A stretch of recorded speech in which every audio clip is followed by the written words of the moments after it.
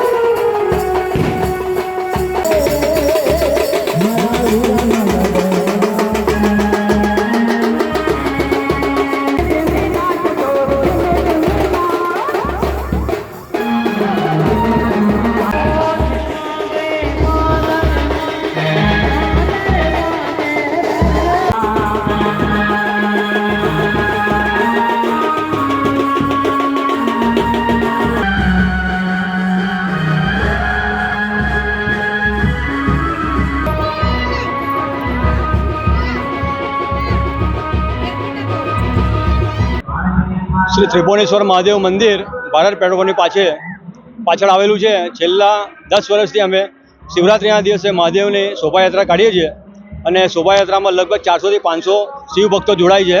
અને અહીંયા મંદિરેથી નીકળીને આખું આમ સર્કલ ફરીને લગભગ 1 વાગે ભગવાન પરત પધારે છે અને 1 વાગે મંદિરે ભગવાનને બિરાજીને પછી લોકો પોતપોતાના ઘરે પધરામણી કરવા મહાદેવજીને લઈ જાય છે અને આખો દિવસ ભક્તિમય માહોલ રહે છે અમારા મંદિરમાં.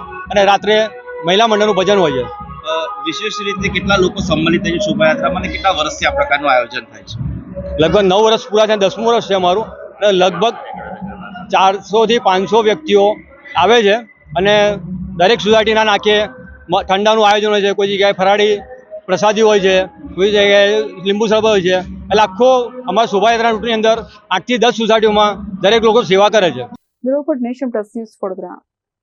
સમાચારોના સતત અપડેટ મેળવવા માટે અમારી નેશન પ્લસ ન્યૂઝની યુટ્યુબ ચેનલને સબસ્ક્રાઇબ કરો, બેલ આઇકન દબાવો અને જોડાયેલા રહો ફેસબુક, ઇન્સ્ટાગ્રામ અને ટ્વિટર પર.